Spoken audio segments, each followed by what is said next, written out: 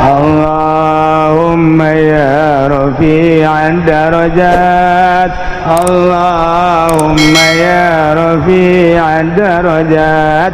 Allah wali-wali Allah nu mantak urang zarah ka para wali teh ulah sok mentana naon zarah ka wali. Ieu mah zarah ka wali pun tak penta wali. Aduh abdi teh menta dimajukeun usaha. Emang pangeran nyana wali atuh abdi teh coba bae usaha lah ieu asana bangkrut amat. Lantaran di kepemerintahan Jokowi mah jadi kos kieu. Dua perkara abdi menta wali, hiji pajukeun abdi mun abdi teu maju Jokowi na jungkelkeun Gusti. Kan siapa kos kitu mentana. Eta teh salah. Ulah kitu atuh. Geus bae mementa Gusti, abdi mementa teh ka Gusti, ieu zarah ka wali, wali teh ahli Gusti anu geus bisa ibadah. Capretan abdi atuh Gusti kana ngeunana ibadah sakumaha ngeunana ieu nu dizarahan ku abdi jana mah geus bisa tawakal nya mah bisa sabar nya mah bisa qanaah nya mah geus deukeut jeung Gusti. Abdi ge hayang cara manehanana tah zarah ka wali mah kos kitu. Jadi supaya urang teh bisa nuturkeun nyana mah zarah lah mah pemimpin zarahna ge kubloon deui pemimpin ayo kayak dipangmentakeun ka ditu kayak ditawasulkeun ku kula geus pokona hayang nu hayang naon ge tulis bae geus didinya tulis kula nu ngalaporkeun geus beuh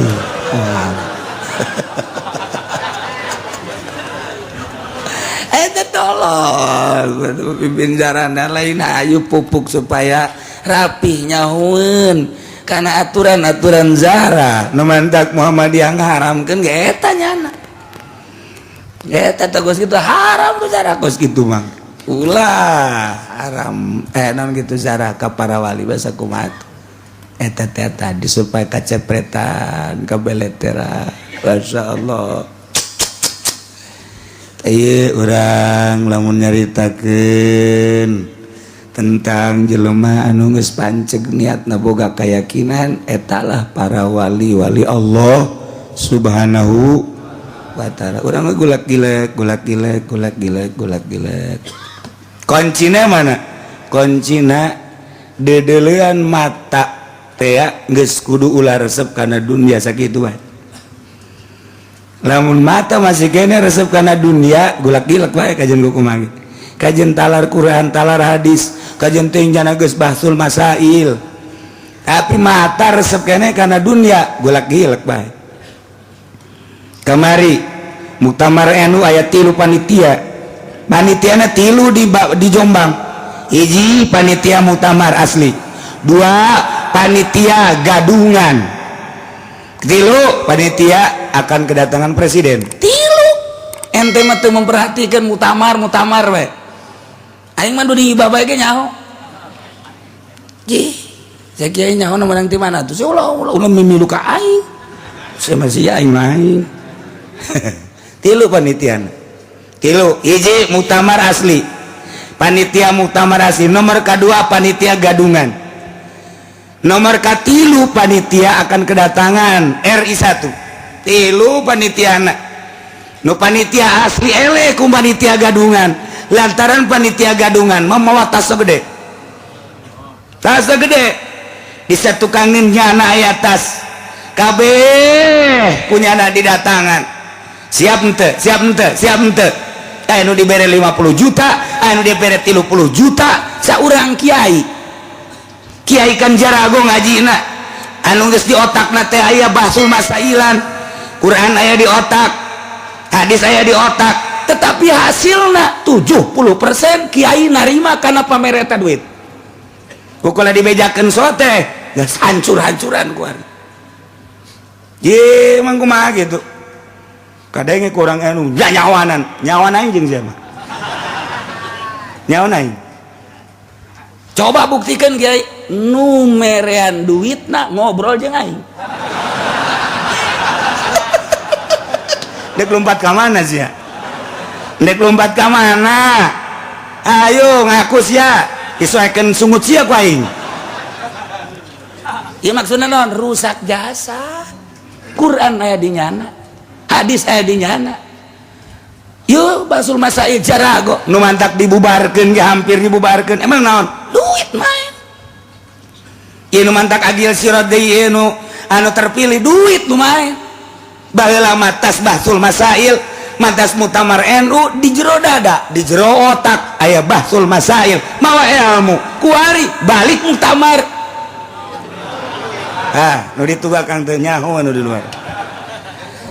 Iya naon dimaksudna ieu inget ka abah deui bae kula maca tadi aing mah teu kabita bisa ngaji jago ngaji henteu nu kabita ge ikhlas tak kadadehekeun we tadi ceuli mun sia bisa ikhlas geus jadi jelema mun sia can bisa ikhlas can jadi jelema mantak datang ka kuari kula teu berusaha supaya ikhlas abah jelema marere duit ka kula sial jasa orang hese tak ikhlas aduh masya Allah kan nomor kahiji nomor kedua eta abah mah ulah sok ngadahar duit di pamarentah tarima mah tarima bae cekel ku sia aju ka mana ke ulah bawa omong aduh aji pending geus kieu bae aya kene eueuh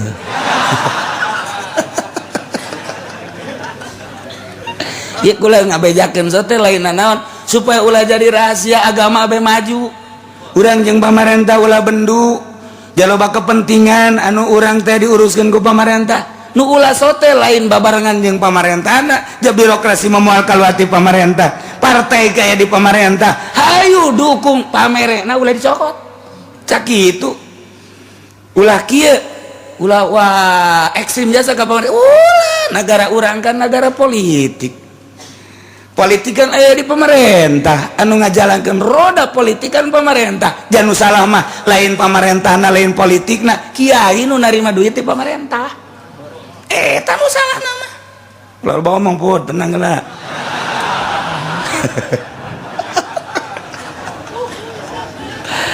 besi pajar ekstrim kapan atuh nu mantel kula mah jeung lurah wararau jeung camat wararau jeung bupati lain bupati Tangerang bae gubernur loba jasa nu wau bahkan jelema nu di luhur ge nu dipunclot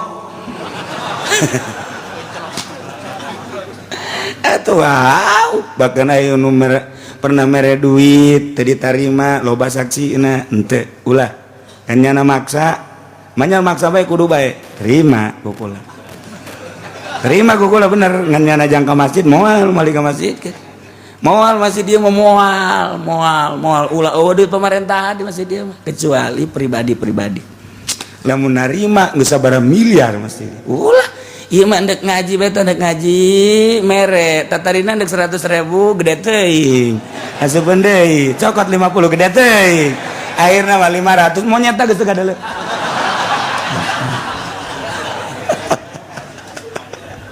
tapi jadi baik.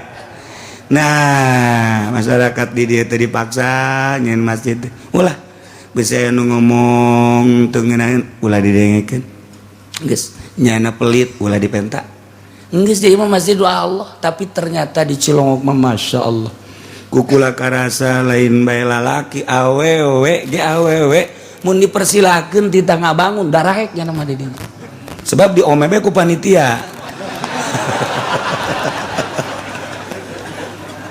aduh ya orang nyeritakeun niat cing hade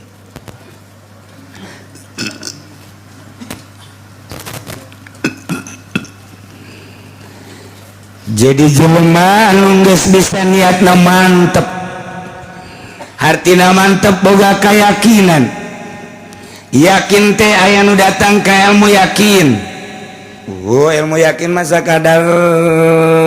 sakadar dina cangkang aya nu datang kana ainul yakin aya nu datang kana hakul yakin tah eta urang teh dina niat ge dina niat lamun can datang ka ainul yakin cara urang kieu teu husu salat teh teu husu salat sholli fardhal maghribi salasa rakaat Allahu akbar biasa Allahu akbar mulai sepatu aing sendal aing anu maling moal Ih masjid ieu mah biasana rada rawan ya. Aduh, ku aing teu dititipkeun ka tempat paditipan kan. Kaduhung jasa ya aing aduh. Masa si salat kos kitu? Tah eta kan salat hampir rata-rata. Bismillahirrahmanirrahim. Aya boga duit bangsa 3 juta deui kabeuli motor tah. Dengan 3 juta hese jasa ieu dengan 3 juta aduh benta ka bapak teu dibere ku bapak. Aya 3 juta ieu keur salat teh motor nu aya di jero hate lain Allah. Nu aya teh sapatu, nu aya teh sendal, nu aya teh kendaraan, nu aya teh jabatan. Kunaon eta? Niatna kakarak cangkang doang. Ngaranna ilmu yakin. Kakarak datang ka ilmu mah kos gitu, udaran. Tapi lamun geus datang ka ainul hakul yakin, ainul yakin be mulai husu aya husu ngeunaheun salat Allahu akbar. Keagungan Allah bakal katempo, keagungan Allah bakal kadeuleu, keagungan Allah karasa, bahkan gerak diri nage lain perasaan nangnyana na ngagerakeun Gusti Allah kakarak dirinya aya husu ngeunaheun biasa dina benak di otak aya Allahan, di dada aya Allah, terus kabeh aya Allahan geus kajen kukumaha ge geus ngeunaheun bage ngeunaheun salat teh aya reungit geus teu karasa, reungit moal karasa sebab Allah Maha Agung. Sapira reungit geus teu karasa, wang reungit di dia teu geus teu karasa biasa bae. Urang mah pun salat teh pabeulit jeung reungit. Allah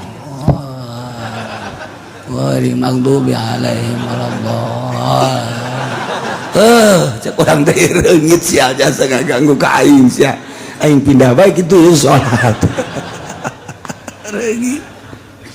Ya Allah, ku hese-hese teh. Tah moal bisa lamun urang teu ngarahan, kudu diarah. Terus lalaunan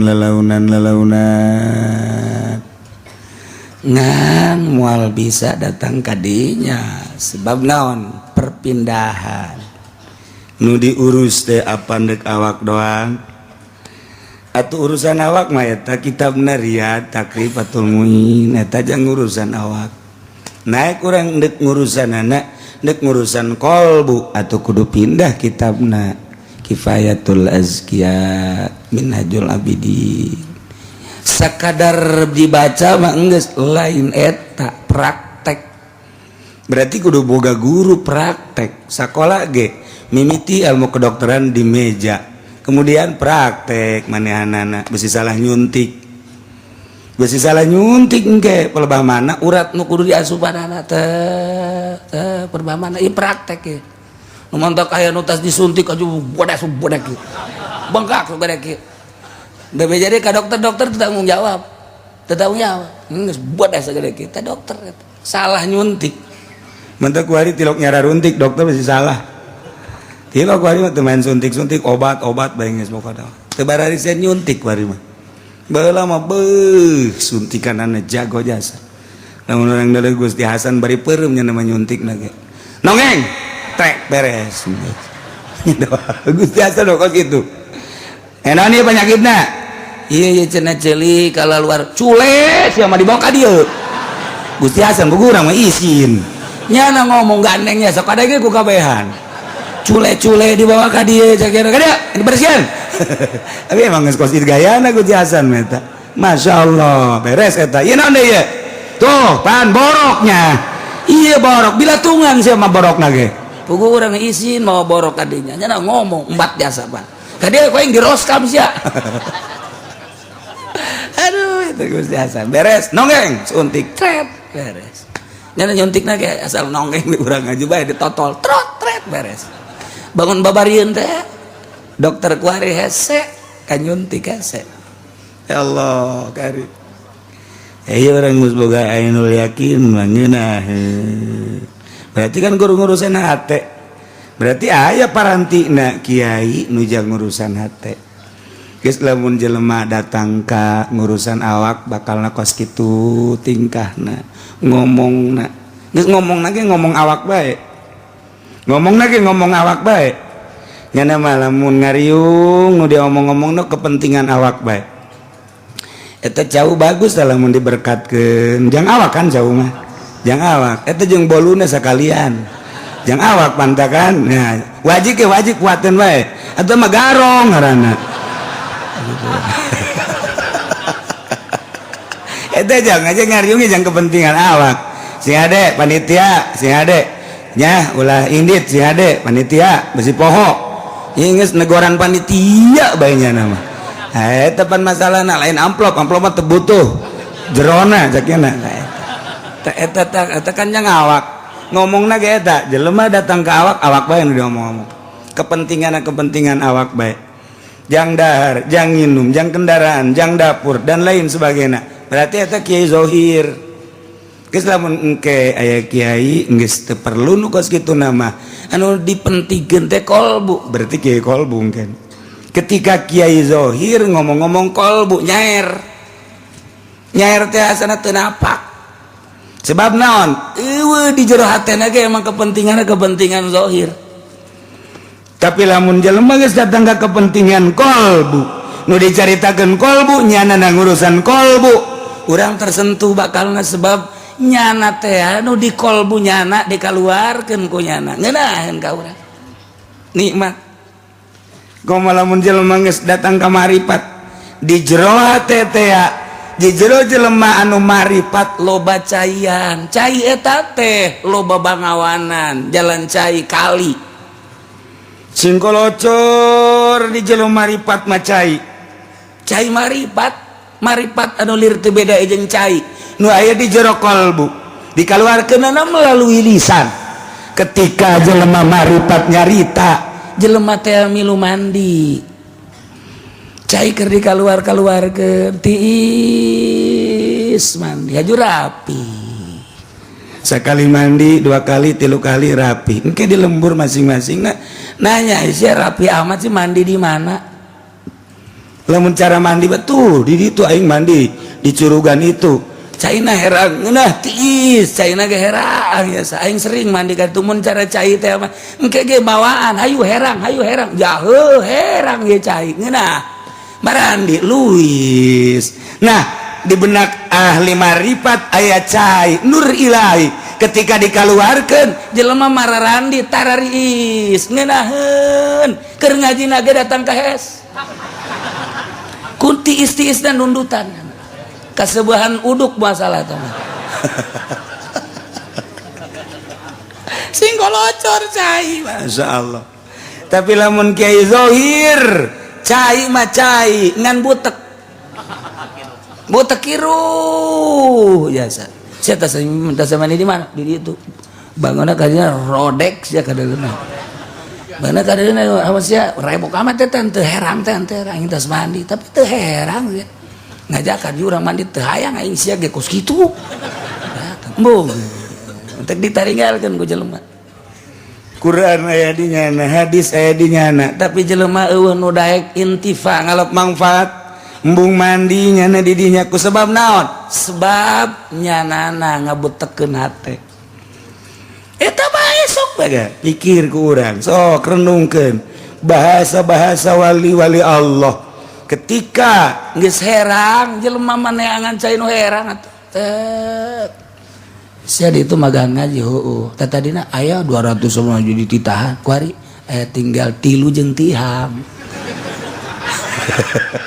aya tihang aya sabaraha tihang aya 2 berarti ngaji saurang atuh heuh 3 jeung tihang tinu ngaji saurang ulah disalahkeun masyarakat ulah disalahkeun jamaah diri soranganana kurang introspeksi ulah ngomong kieu-kieuina kunaonnya jelema teu daek ngararaji aing kadinya kabur garoblok kurang dinya mah ih cak urang dinya siana goblok tungtun apa goblok ban lain ngaji hate nah iyalah si hade biniyati kufrin terjadilah pegat Islam yakni keluar ti agama Islam kusebab niat kufur masya Allah na'udzubillah min zalik tah ieu nu panjang mah bakalna qauli kupin loba jasa mah bakalna ke insyaallah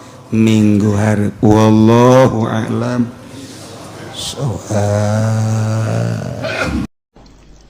A'udzu billahi minasy syaithanir rajim Bismillahirrahmanirrahim Kitabul Bughati tawi ikilah iki kusuiji kitab hala tetep ing dalam martalakeun bugot utawi ya bugot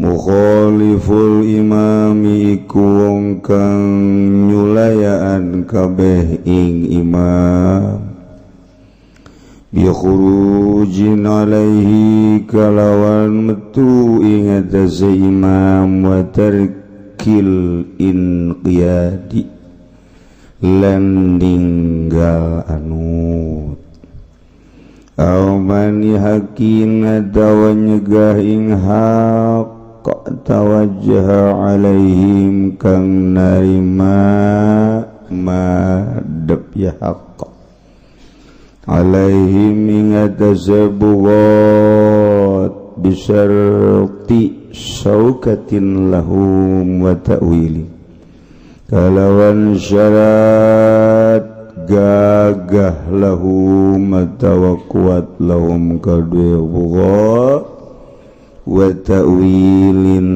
lan ta'wil wa muta'in fihim lan kang den anuti opo pihim ing dalem bugot kila den ucapaken nafalaban wa imamun mansubun lan den syarat kenapa imam kang den jenengkeun walau azhara qaumun ra'yal khawariji lan lamun ngalahirkeun sapa kaum in pemikiran kaum khawarij katarikil jama'ati kaya ninggal ing sake berjamaah wa takfiri di kabiratin lan ngupurkeun kang anduene dosa gede walam yuqatilu lan orang merangan ya kaum kabeh turiku maka dan tinggal ya kaum wa illa lam yuqatilu faqta'u tariqin maka utaya qaum iku quta'u tariq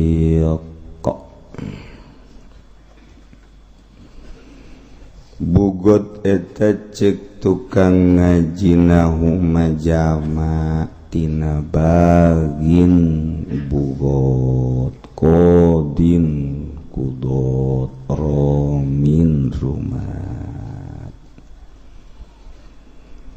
jadi aya bahasa-bahasa muprod kalimat teh jama ya kiai mah santri neuleuh bahasa kitu teh geus pake jalan kacai liwat-liwatan kusebab geus kaliwat haju ka pohoan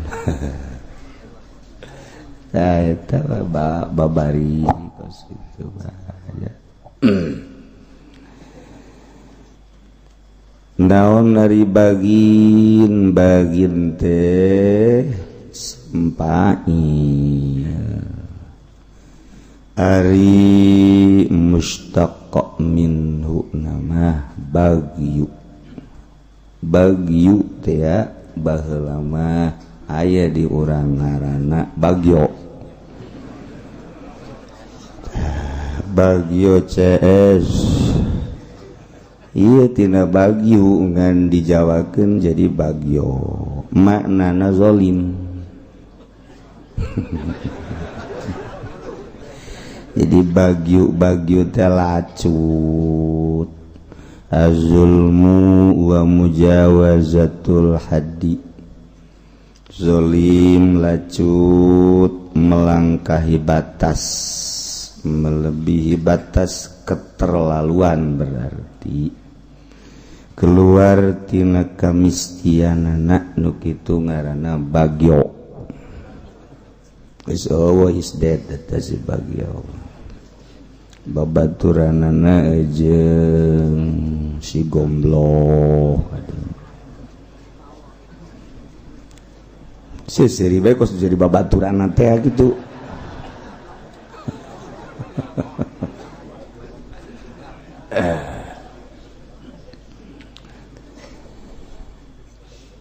Sebuah negara Islam didirikan di atas hukum-hukum Al-Quranul Karim untuk mendirikan keadilan, kejujuran, nembongkeun hak sakumaha mistina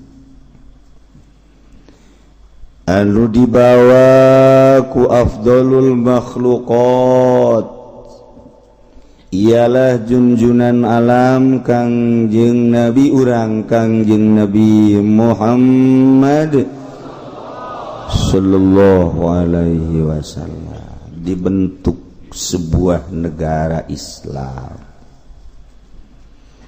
make aturan-aturan Al-Quranul Karim.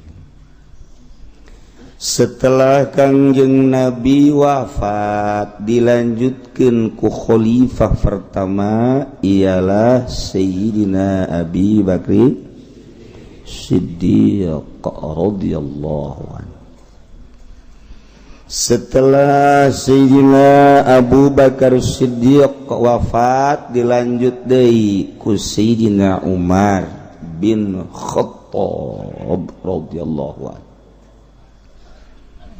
Nu ngalanjutkeun tambuk Al-Qur'anul Karim di atas sebuah negara katilu ialah Sayyidina Utsman bin Affan radhiyallahu anhu.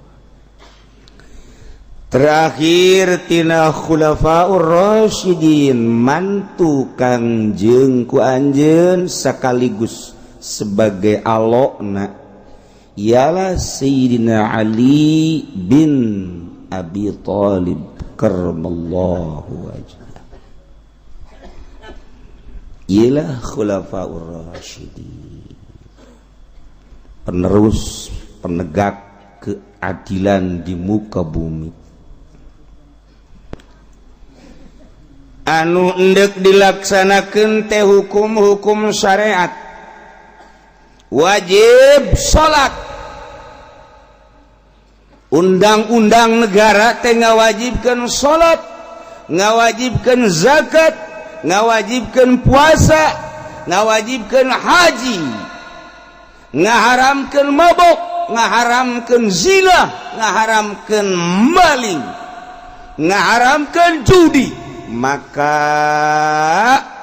ketika larangan-larangan tersebut dirumpak, nyieunlah negara tersebut sanksi. Sangsina ketika mabok samanina jaldatan, rangket 80 cirida. Ketika zinahna zina muhson, pernah nikahnya rajam sampai pae.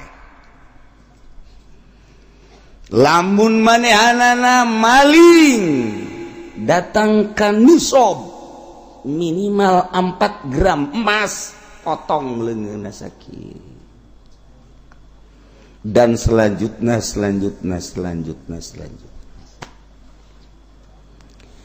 Ketika di sebuah negara Islam anu keur ngalaksanakeun undang-undang Al-Qur'anul Karim sesuai jeung kehendak pencipta ialah Allah Subhanahu wa taala, timbul jelema nu nentang kana aturan-aturan pemerintah, jelema nu nentang kana aturan-aturan pemerintah teu nurut kana undang-undang anu enggeus diciptakeun dibuat ku pemerintah Islam tersebut, jelema nu teu nuturkeun undang-undang ngaranna penggerak kebatilan, bugot ngaranna. Karena kurang ngerti bugot teh kos kitu kuari kumaha ieu lamun di Indonesia atau di negara-negara lain nu lain make undang-undang Al-Qur'anul Karim anu undang-undang teu sesuai jeung Al-Qur'anul Karim kemudian ditentang eta bisa teu dihukuman bugot. Wallahu a'lam bissawab. Shadaqallahul adzim.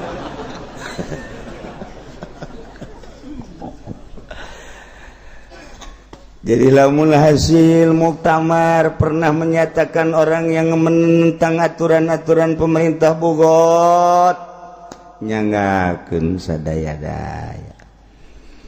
Kemudian aya partai ngayakeun musyawarah jeung para syaitanir rajim. Nyananyin satu keputusan bahwa orang-orang yang menentang terhadap keputusan pemerintah leuwih-leuwih partainya orang tersebut adalah bugot. Wallahu a'lam. Urang mah kuari masa kadar keur ngaji nganyahokeun bugot nu asli. Ketika aya jelema nu menghukumi bugot anu nentang ke pemerintah nu pemerintahna lain undang-undang jeung aturan Al-Qur'anul Karim, wallahu a'lam. Urang masa kadar nganyahokeun abeh urang salamet fid dunya wal akhirah. Tama batur teu akur jeung aturan kitab nyanggakeun sadaya-daya. Tuh kos ai kitu mah kiai meureun eta undang-undang di Indonesia teh salah sanu nyalakeun soekeun sesungguhnya ku aing. Sia mah sok aju nyalah-nyalahkeun. Lamun urang ningali butir-butir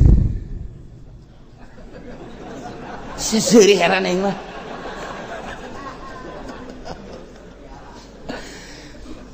Pancasila urang tingali satu ketuhanan yang maha esa. Guru aing baheula esa. Di Jawa henteu esa nya nama esa. Atuh geus bae kuari ge aing esa bae.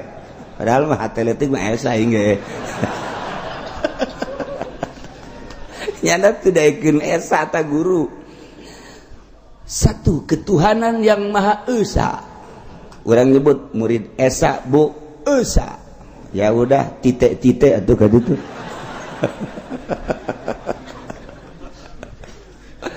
Dua, kemanusiaan yang adil dan beradab. 3 persatuan.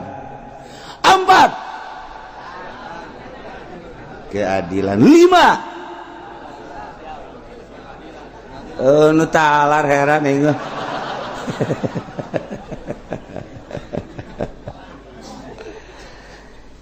Lain sambarangan butir-butir Pancasila teh kunaon eta timimiti ketuhanan yang Maha Esa, kedua, ketiga, keempat dan kelima ditendona di burung Garuda.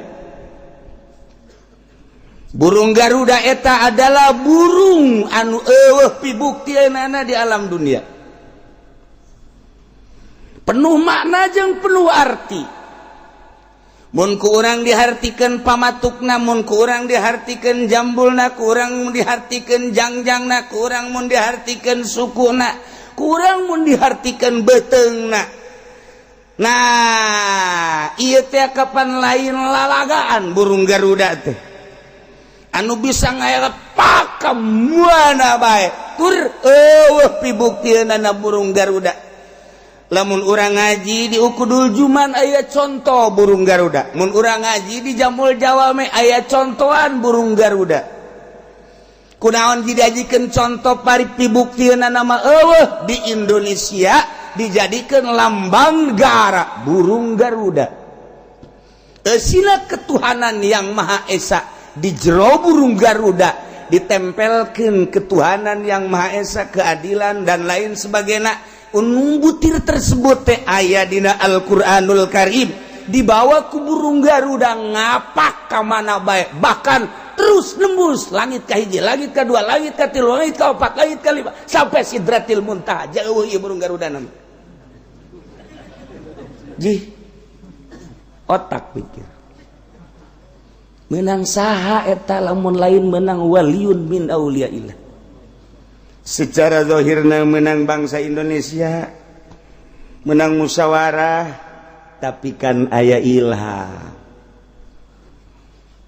Terlaknat negara Indonesia, presidena, menterina, gubernurna, bupatina, camatna, lurah, RT-na. Andai katanya nak untuk mengikuti aturan-aturan Pancasila, anu dibawa ngapa ka mana bae, teu nyaho dek ka mana burung Garuda, nu jelas bisa nembus ka handap, bisa nembus ka luhur. Sebab burung Garuda mah burung hayalan, bisa entep di mana bae, lain bae sekadar di Indonesia, ka langit ka hiji, ka dua, ka tilu, ka unggal nagara ge bisa.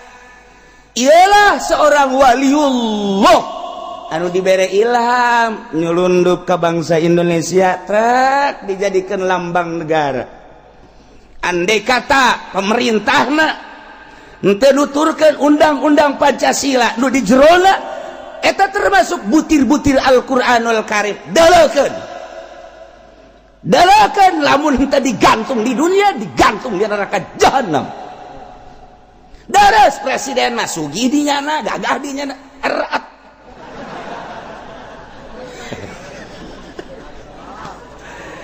Arau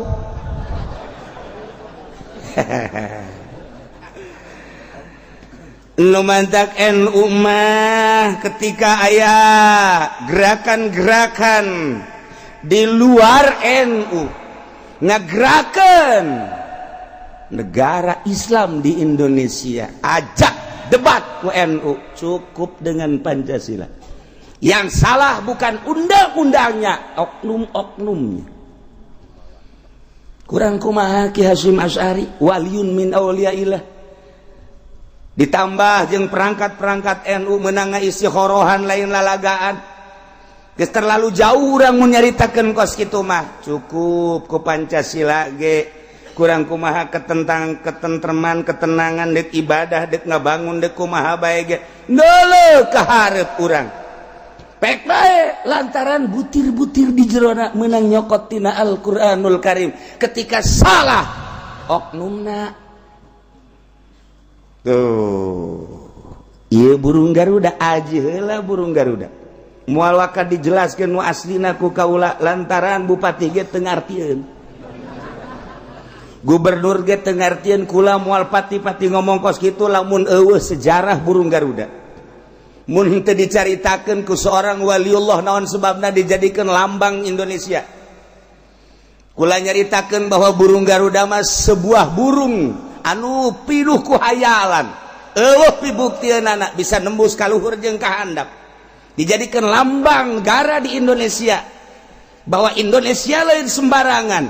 Di samping negara anu maju makmur jeung sajabana horeng, aya seorang pemikir nu di luar konstatir manusia sehingga bisa nyieun lambang negara sebuah burung Garuda. Pikir baheula kau bisa jadi burung Garuda, berarti lain sembarangan di Indonesia. Dua barangan. Lain sembarangan. Neuleuh ka Purwadaksi. Malah ka dibejakeun ku kula ke lamun bupati jeung gubernur geus ngaji karak dibahas. Ka kuku-kukuna aya pembahasan, pamatuk-pamatukna aya pembahasan. Ka jangjang-jangjangna aya pembahasan. Kunaon si burung Garuda teu pernah nyingkup kieu bae nya nama. Tetaga perlu dibahas. Beda jeung Haji Pendi kieuna perlu digantung tah mah. tuh lain deui burung Garuda ka sisit-sisitna hitung sisitna dihitung aya sabaraha ka itu berarti lain sembarangan yin lambang negara ngemantak dijadikan targetna ku Yahudi jeung ku Nasrani Panderi lain sembarangan kula geus caritakeun deuleu target bakalna Yaman terjadi deuleu target negara-negara Timur Tengah terakhir kakarak Indonesia target sarua moncongna geus dikieu-kieukeun kok wow moncongna geus seperti kieu bae tuh tinggal mencet doang tuh ka Cikupa geus aya tinggal mencet bus acur Cikupa Bojong tet bus Sepatan tet bus nun teu dimoncongan cuman Cilongok aman lamun karumpul para pejabat kukula dek dibahas tentang burung Garuda butir-butir nama merenanan geus eta mah geus dibahas ketuhanan dan lain sebagainya eta mah geus aya P4 ieu burung Garudana dikerekeb sia bupati dipacok sia gubernur dileg-leg sia presiden RT mah tamak ku dikoek ku yeuna doang ye kukuna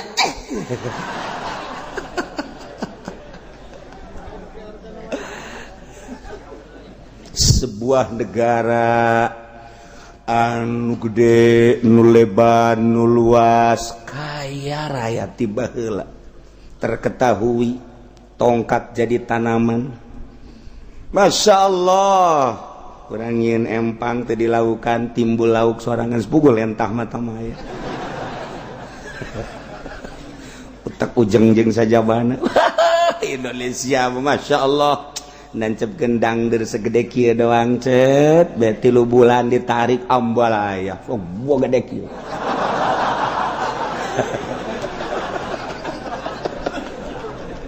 wah Indonesia geus puguh nu kurang dipelak ti mimiti bangsa dangder segala hui segala macem-macem lamun urang geuleuh karawa kidang kasepatan bangsa kucai bangsa bayem dan lain sebagainya oh di tanah salos dipelakan panen jual sebodoh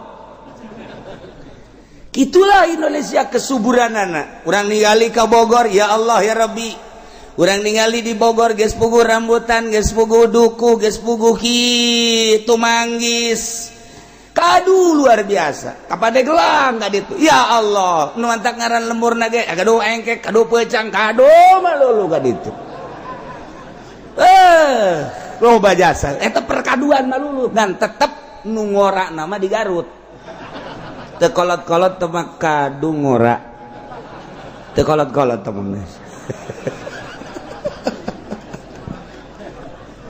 Indonesia geus puguh jara radius sagala rupana kuari mah kacangkang-cangkangna cangkang manggis dikemas jadi obat cangkang kadu dikemas jadi obat cangkang gitu termasuk nusuk orang pakai rujak tumbuk teh naon kadang-kadangna cangkudu anu raragagan teu puguh kuari mah diaralaan ka kembang-kembang nu aya di kuburan dicokotan dijual kunyana diinum pake teh ngahijinya na jeung arwah-arwah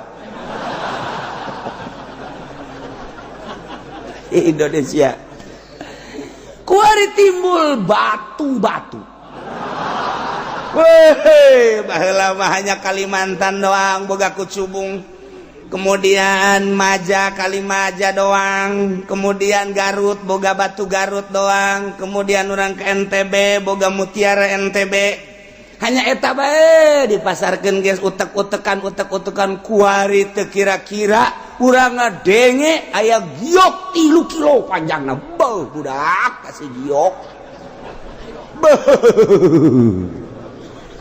lain lalagaan mah geus puguh giok Aceh geus puguh giok itu Padang dan lain-lain sebagainya ngadadak di Kalimaya ge batu bangkong jadi Kalimaya batu bangkong di Kararian dijual. Kok ini mah enggak mencerek, belum jadi Pak, datang ke Iraha Batu Bangkong jadinya. Ya lemban teu nyaho tuh nurut bae, ini bongkahannya Batu Bangkong menang dihandapeun kolong imah. Geus oknum-oknum geus loba terjadi. Ya nanya suburna lain lalagaan. Jelema nu berpikir aya, nu setengah berpikir aya, nu henteu berpikir gawe. Ilah Indonesia. Anu deuk ngamajukeun aya, nu ngamundurkeun aya. Anu ngacak-acak aya, anu deuk ngaberesan aya. Kilah Indonesia dideuleu ku Amerika melalui satelit. Ku ari mah lempang ka mana ka ngisi-ngisi geus aya di satelit ku ari mah. Salaki dipek-prekan di dapur make batu paranti nyambel aya di internet. Saha nu nyorot ya eueuh. Anak di kulub eueuh nu nyorot eueuh naon aya di internet. Ieulah satelit buatan Yahudi. Poaya kabeh di dinya. Nu keur kumaha bae. Nek dibom Indonesia geus teu kudu hese-hese, geus aya di satelit. Urang tinggali bae dia GPS teh. Pencet tek tek tek tek tek tek tek Cikupa. Pencet Pondok tek Imah Jependi. Oh aya. Nah guys, bom, dibom. Dur geus bisa. Geus babarinya hasek wari mah. Ya Allah, ya Rabbi, jawaban canggih. Ingin melebihi kecepatan Mi'raj Kangjeng Nabi moal bisa. Oke, dibahas Isra Mi'raj. Ieu mah keur carita tentang sebuah negara nu di jerona setelah orang merdeka tahun 45 oleh Bung Karno. Anu Bung Karno ulah dideuleu sosok zohirna, mun urang neuleuh sosok zohirna hungkul sakitu, nu kuari anakna hanya neuleuh sosok zohirna hungkul saha bae ge. Henteu si Mbak Mega, henteu si kitu Guru Guntur dan lain, hanya melihat sosok zohirna, teu pernah melihat sosok batin. Anu dideuleu keris jeung batuna doang. Deuleu batinna, bager bergaul jeung saha Bung Karno waktu leutik, waktu gede, waktu keur pemuda. Janur kiai saha nu diwauhan ku Bung Karno di Sukabumi, di Jakarta, di Tangerang, Serang, Pandeglang, khususnya Jawa Barat, kemudian Jawa Tengah, Jawa Timur, melangkah terus keluar. Di Padang saha babaturan Bung Karno jeung patilasan Bung Karno aya di Padang. Di Kalimantan saha babaturan kiaina aya patilasanana. Sakitu waktu anu singkat Bung Karno selalu ninggalkeun patilasan-patilasan. Boro-boro di Tangerang, di Karawang aya patilasan Bung Karno, lain jelema sembarangan. Urang lamun zarah ka ditu, tuh kan nok naik parahu teh ka mana? Panjalu patilasan Bung Karno aya di Karawang patilasan Bung Karno aya, di Tangerang rekan-rekan Bung Karno ambalaya, di Bandung patilasan Bung Karno aya, Jawa Tengah, Jawa Timur, di Gunung Luhur aya patilasan Bung Karno. Dengan waktu anu singkat, janganana umurna pendek, ketika nyana bergerak jadi proklamator kan ngamara keneh, kok loba patilasanana percis kos urang. Pengkolan itu urut aing, pengkolan itu urut aing, pengkolan itu urut aing, ambalaya anak aing kabeh. Aing paeh ieu lain ninggalkeun harta hutang ambalaya, bayar ku si anak. Cak anakna tek modar gitu tah Abah. Patilasanana urang kos kitu balu. Ieu dek jaritakeun sebuah negara. Urang cicing di negara Indonesia berlambang burung Garuda. Insyaallah iraha waktu kukula dibahas aya catetan-catetan anak lain sembarangan wali Allah nendun lambang ketika berteng-teng terakur jeung butir-butir Pancasila. Awas ya gubernur, awas ya bupati, awas ya raja, hei, lantaran burung Garuda burung nu teu pernah paeh. Pancen luhur amat betul sia ngajina bungan handap-handap teuing. Garuda menjadi lalagaan atau apa? Lamun geus kaenclakan ku burung Garuda, negara mana bae bakal tunduk. Iyalah burung Garuda. Nah, Tetapi di Indonesia baheula henteu nyieun aturan-aturan sebuah negara Islam. Urang piagam Jakarta ge bisa dijadikan, tetapi saat eta dipending. Pemendingan eta apa akan terjadi, apakah moal hanya orang yang tahu sejarah. Nu kuari malurah geus teu nyaho camat teu nyaho hanya ngan sakadar piagam tidak dijadikeun karena ieu ayana karena eta. Tanyakeun kanu jago tentang Indonesia, akan terjadi apa tidak piagam Jakarta. Tunggu tanggal main. Nu kolot mah kaburu modal.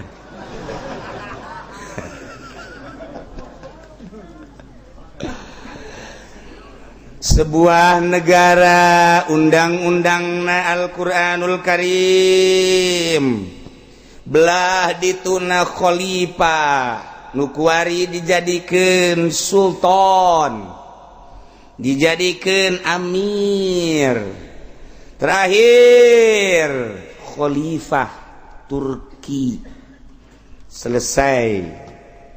Selesailah kekhalifahan. Nah, ieu mah penentang hukum-hukum di sebuah negara Islam. Ieu pemerintah teh keur ngalaksanakeun roda politik da sesuai jeung Al-Qur'anul Karim. Kemudian aya jelema nu nentang kana aturan-aturan tersebut. Orang tersebut berkelompok ngaranna bugot. Iyalah nu bakal dibahas ku urang mesti kumaha eta bugot. Tuh, Masya Allah, lengkap guys.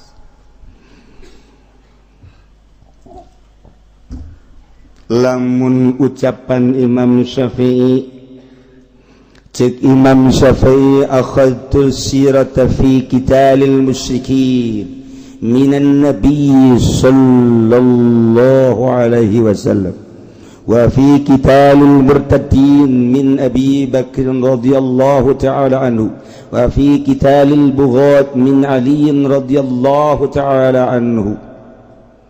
Kaulah mengambil sejarah dalam peperangan, satu peperangan baheula ketika orang ningali peperangan Kangjeng Nabi di zaman Kangjeng Nabi perang melawan musyrikin, maka wajib diperangan orang-orang yang menentang di sebuah negara karena berlawanan akidah nyanana musyrik.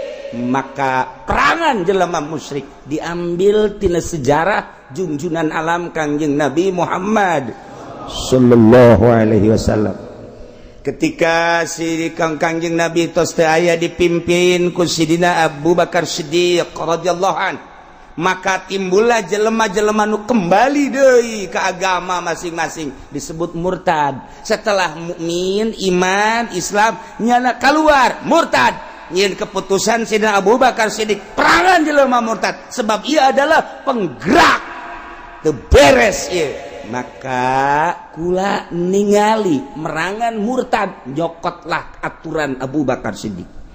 Ketika aya nu nentang karena aturan-aturan negara di zaman Sidina Ali tentang nu nentang eta teh bodoh perangan ditingali tina keputusan Sidina Ali. Ieu adalah merangan bugot. Sampai ka dieu geda intihan mah teu ditutup untuk kelangsungan sebuah negara. Asal ulah keluar bae ti aturan-aturan Al-Qur'anul Karim. Nu mantak usul fikih mah lain sebatas jang sakieu. Andai kata aya kebutuhan ambil kaidah-kaidah usul fikih Jamul Jawami untuk berijtihad. Andai kata mampu can ditutup lawang ijtihad teh. Andai kata mampu untuk menarik kemaslahatan, nyingkirkeun kemadharatan, silahkan bae. Asal lu jitu bae. Ketika eueuh jelema nu mampu seakan-akan ditutuplah fikih, seakan-akan. Nah, lamun kuari ku urang terus untuk kemaslahatan bangsa jeung sebuah negara, terus bae mesti kumaha aturan ada silahkan dibuat. Ialah sebuah negara anu rujukanana Al-Quranul Karim terlalu luhur urang nyokot nyaritakeun Al-Quran rujukanana hadis Kangjeng Nabi terlalu luhurna dengan hadis Kangjeng Nabi makelah ijma jeung kias sarua ijma jeung kias berarti make ucapan Kangjeng make ucapan Kangjeng berarti make Al-Quranul Karim mantap di Indonesia walaupun lain sebuah negara Islam tetapi aya filter untuk supaya sejajar terus rapih terus naon MUI keputusan anak ya terletak pada MUI nu mantap kula manganuhunkeun jasa ya jelema daraek jadi MUI muhun untuk kelangsungan negara ayana MUI alhamdulillah gereja lantarannya na teu daek tanda tangan nuhun MUI ayana MUI alhamdulillah minuman keras ku lantarannya na anu dihareup langsung nentang ka pemerintah atas usulan masyarakat alhamdulillah bir eueuh ege bir bintang doang eueuh nu sajan MUI tanggung jawab di harapan Allah bakal nemui untuk kelangsungan sebuah hukum di Indonesia jadi rencanakeun baheula negara namakeun wae negara demokrasi tetapi lantaran mayoritas Islam ialah urang nendeunkeun MUI kelangsungan hukum-hukum Islam terletak pada MUI keputusan-keputusan negara kudu nanya heula ke MUI bertentangan henteu si jeung aturan Al-Qur'anul Karim mestina kan kitu alhamdulillah di Indonesia ya alhamdulillah lah seperti itu nah kunaon eta baheula Bung Karno maka henteu nyieun sebuah negara deuleu pidato awalna luar biasa ku anfusakum wa ahlikum nar eta bae luar biasa Bung Karno kita menjaga diri urang ulah ka neraka kita ngajaga ahli urang ulah ka neraka lamun urang nyaritakeun diri urang persiapkeun rapihan lamun urang nyaritakeun ahli berarti anak urang pamajikan urang mamang uwa jeung sajaban urang nyaritakeun ahli tatangga urang nyaritakeun tatangga anu berdekatan jeung imah urang tatangga antar desa tatangga antar kabupaten tatangga antar provinsi urang mun nyaritakeun ahli urang tatangga antara negara urang teh saahli dina Islam nu aya di Malaysia nu aya di Indonesia saahli dina la ilaha illallah nu aya di Amerika nu aya di Australia saahli jeung urang dina sarua kalimatun thayyibah la ilaha illallah geus puguh nu aya di Timur Tengah saahli jeung urang ku anfusakum wa ahlikum naro jaga awak urang jaga ahli urang berarti nusa kalimatun thayyibah mesti dijaga dengan negara demokrasi maka ahli urang bisa terjaga nu aya di luar negeri ketika urang terus cek Bung Karno maksakeun urang teh make aturan jeung negara Islam di urang ketika aya musuh di dia bunuh ahli urang nu aya di negara batur pasti terbunuh tidak terjaga engkena.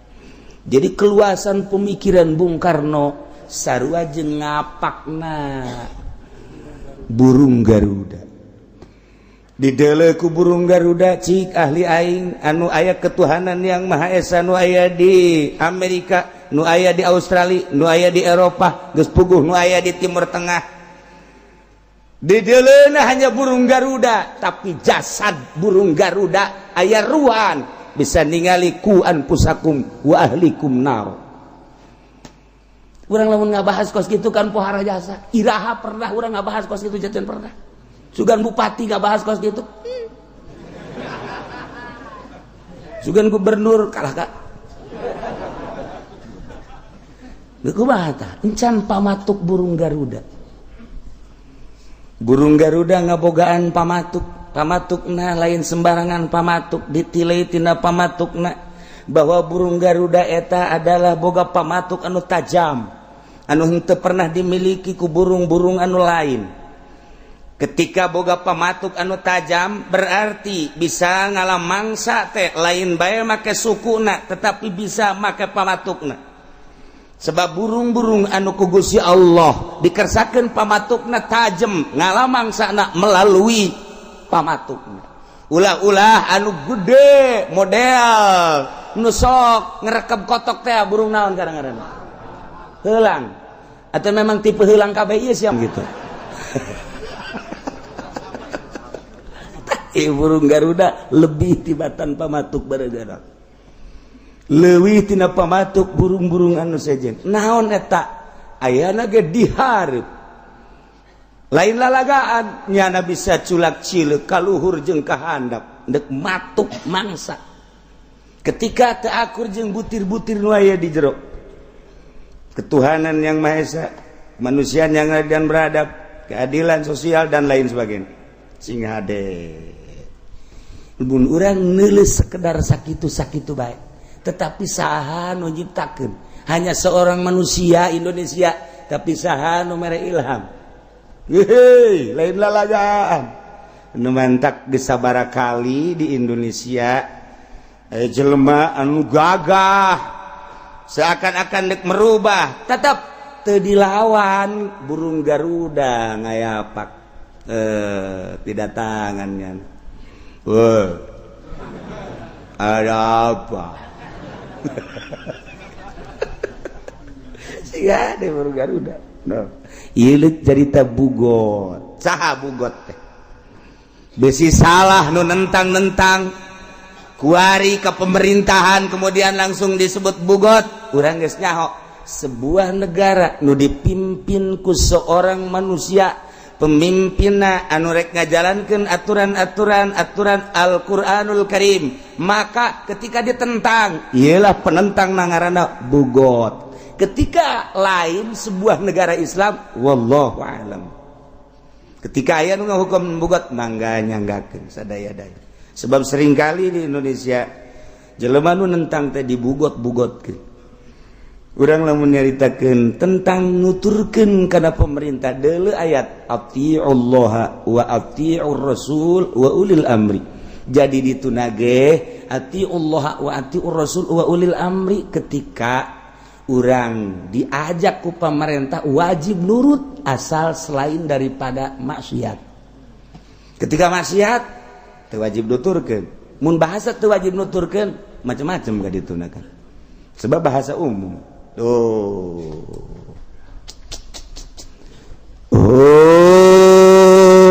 Mukhaliful imam bugot eta adalah manusia-manusia anu nentang ka imam, ka raja, ka presiden bihurujin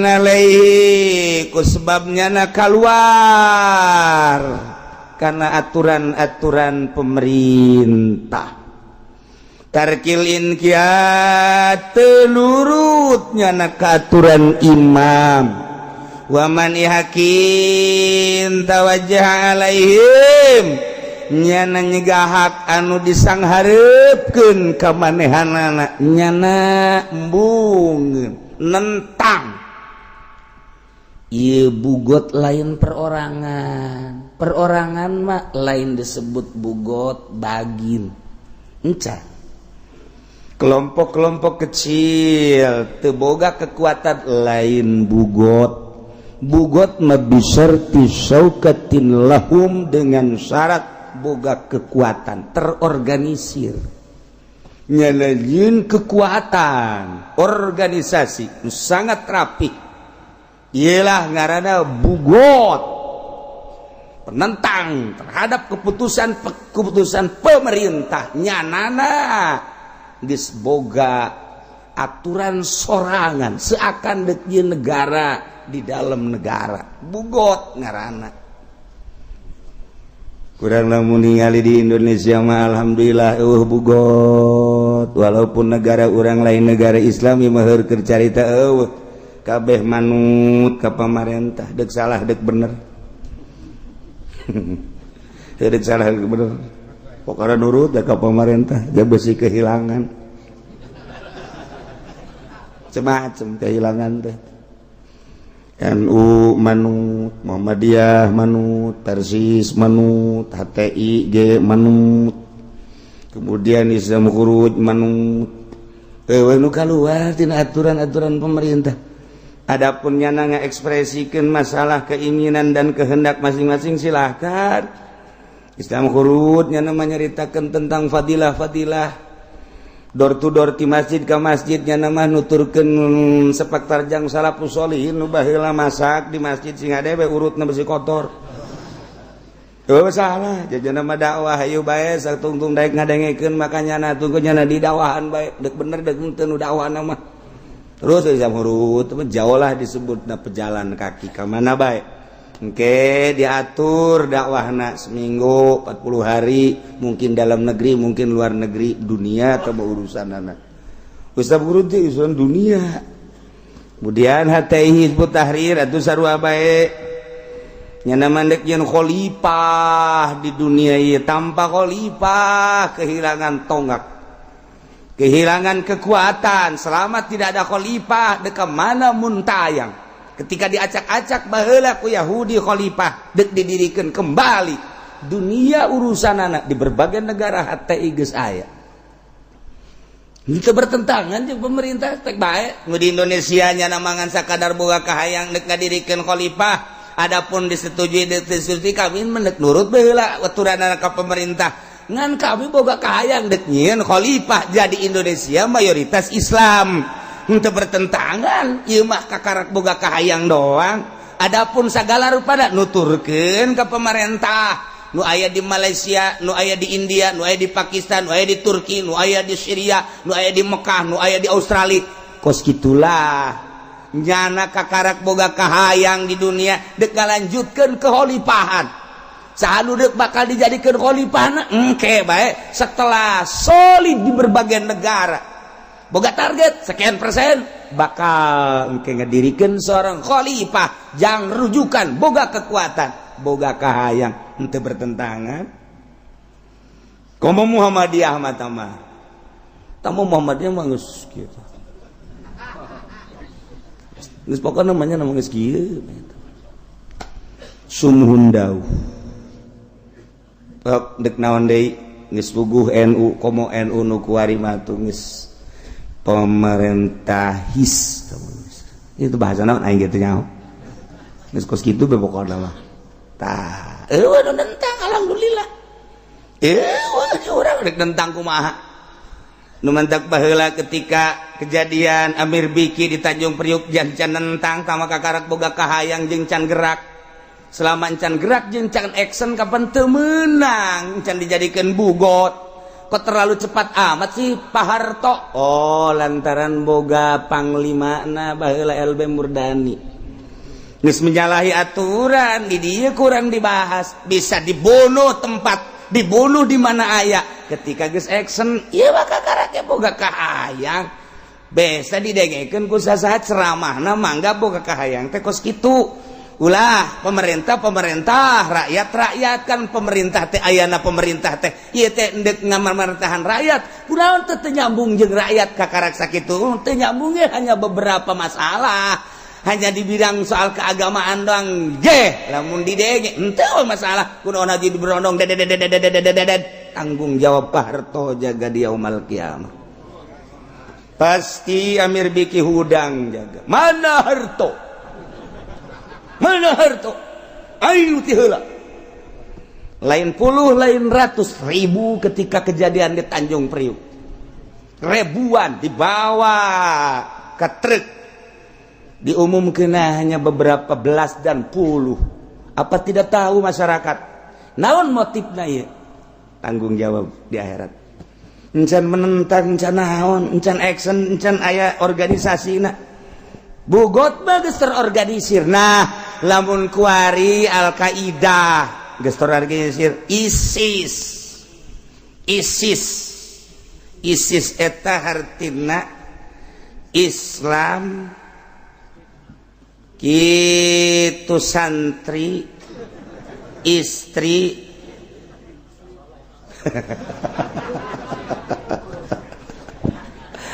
teu kumaha aing bet fokus kitu ieu jeung kumaha sia urang mah ISIS lain ieu teu puguh kan ISIS mah ku urang senjata aya negara geus dikuasai di berbagai negara Indonesia bagai geus aya agen-agen ISIS kemudian nembakanana nama sahabat nu teu nurut kanyana dek Islam tah dek kafir dek Yahudi tetapi lamun ku urang ditingali perjalanan ada Yahudi mah hanya satu Islam mah sekian ratus Kristen mah hanya satu nu ditembak tapi Islam mah teu jauh ti buatan si eta wallahu a'lam ku ari teu puguh teu karuh Yaman dibom ya iyalah aju di Indonesia kadar itu arasub ISIS anu ditanya ku urang mun ditanya sia ya asub ISIS dek jihad fisabilillah lain naon gaji gede di Indonesia gaji leutik cek mah atuh sia mah urusanna ka ditu kumaha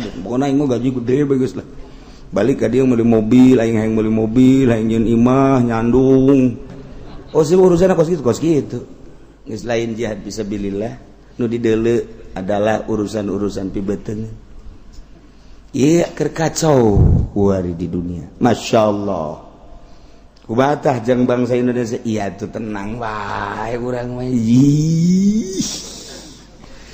nu perang di Syria nu paeh kamari di bojong aya aja teu perang teu naon ge paeh wae atuh kalem bae sih nu perang di Irak harirup kene tapi di sepatan mah paeh bae di luhur kasur deui aja ku batu atuh tenang bae cenah eta nu parah loba jasa di rumah sakit umum tah deui geuring atuh nu teu geuring ge paeh wah atuh tenang bae sih ja paeh mah lain ku perang lain ku susah lain ku panyakit iza jaa ajaluhum la yastakhiruna sa'atan wa la yastaqdim perang ku masalah nu penting jihad fisabilillah daripada urang paeh di luhur kasur haju teu pararugu mendingan urang paeh keur nyekel senjata urang katembak dah sorga kadeu Masya Allah ya kuari urang keur jihad ieu ngaranna ieu asal niatna nu bener bae di masing-masing maksudna teu boga kontek-kontekan jeung selain ngaji ai kitu mah uga urusan jeung selain ngaji tukang wuduk teh tukang sate teh jeung jahe teh tah mah lain deui tah urusanna teh mah kumanyana bae aing mah ngaji bae bebeneran cenah ka dituna bener geus ngajina ge aing mah neangan tihang bae ditu maksudnya be khusu cekna batur balik jana masih kieu be khusu-khusuna deres ditihang masih kadeuleu keneh ieu mah nya pojoknya nyumput kopi aya rokok aya ceknya mah aing teu neuleuh meureun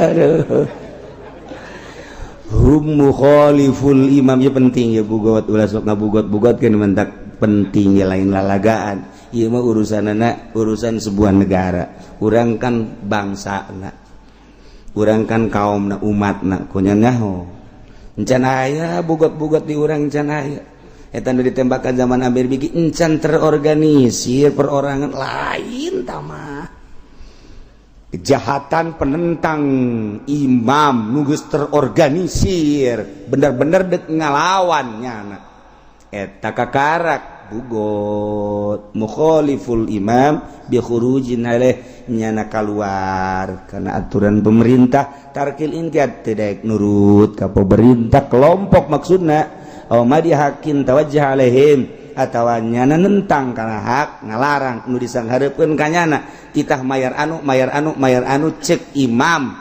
cek negara nyana embung ialah kelompok bugot bisyarti syaukatin lahum dengan syarat kuat gagah wa ta'wilin jeung takwil wa muta'in pin jeung diturut deui nyana nu mantak terorganisir ge aya ketua aya wakil aya sekjenna aya dewan suro dewan tanfid berarti ieu kan diikuti berarti geus terorganisir secara rapih jeung tertata aya ADART nah ieu bugot Masya Allah gila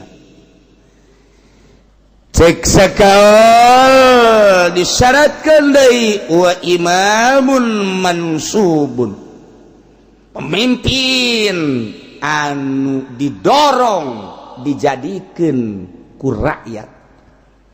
Yen pemimpin anu bener-bener sah, anu milih kepemimpinanana bahwa si eta anu kudu dipimpin, ieu nu milihna lain jelema buta, nu milihna lain jelema torek, nu milihna lain jelema bodoh, tetapi nu milihna nu ngabogaan wawasan maju ke depan secara politis, secara ekonomi, secara budaya untuk memajukan bangsa jeung negara. Si eta jadi pemimpin teh.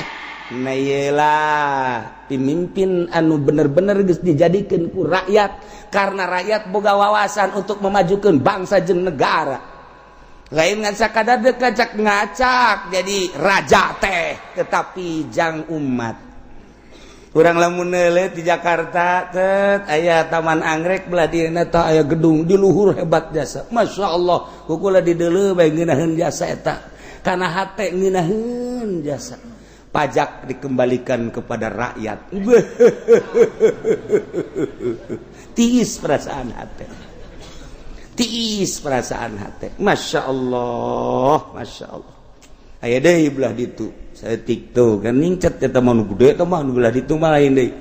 Ya Allah, menyelesaikan masalah tanpa masalah. Penggadean pohara jasa. Baradisaan jasa. Ya geus hebat, eta mah emang bener anu teu ngalaksanakeun oknumna ngan oknumna sanagara. Kabeh kos kitu. Imamun mansub. Ya Allah ya Rabbi, sebuah presiden, seorang presiden menang rakyat nyana teh kudu sesuai jeung aturan demokrasi dari rakyat, oleh rakyat, untuk rakyat. Kan ngeunaheun kana hate. Wari nyana geus jadi presiden, urang sebagai rakyatna mun nyama dari rakyat, oleh rakyat, untuk rakyat. Tanya masyarakat geus encan sia diurus ku raja. Tanyaan rakyat. Encan di bidang naon sia encan diurus? Jalan can bareres. Naon deui? Pertanian teu dibere pacul-pacul acan. Naon deui atuh sia nun teu diurusan sakolahan rubuh. Naon deui sia teu diurusan, hampir kabeh teu diurusan. Nah, berarti kan dari rakyat untuk si gendut, oleh si gendut. Rakyat mah dipertentukan berarti. Tah ieu di dieu tah burung Garuda bakal macok. Heuy PNS. Ngimpi nyono di udah genderuwo. Wow. Si ade saya berhadapan jeung burung Garuda kayak kukula dibahas detilna insyaallah mun teu keburu parae. Gila wa imamun mansub, asal bupati, gubernur, PNS ngaraji kukula dibahas. Ayo nu kos kieu mah sapira ieu mah ketos putat. Orang lembur atuh kudu ngabahas mah cukup bae ngabahas maninin. Kerak atuh jeung nu kos gararieu mah. Lah paling hebat burung ketilang. Mencrok di jendela. Tekudu kayak lamun kadeuleuh sarem ngaji aing mah bahas Garuda supaya ngana ngarti. Ieu mah urang ngarti nya henteu atuh bersarua bae kan teu beres. Rencanakeun cenah aing deuk ngaji atuh cek bupati, seluruh bupati, cek gubernur. Ayo sumbang aing. Korupsi deui bae. Wa imamun mansub jeung disyaratkeun imam anu tertata nu geus terpilih nyana geus dilantik sebagai presiden. Quran diteundeun di hulu. Saya bahwa saya bersumpah akan melaksanakan Undang-Undang 45 Dasar Pancasila sebagaimana ieu Quran menang nitah saha Quran diteundeun di luhur di dieu menang nitah saha kitab mana nu kudu diteundeun ja Quran dibaca dipake lain kudu diteundeun di dieu boga wuduh henteu tan nyokelanana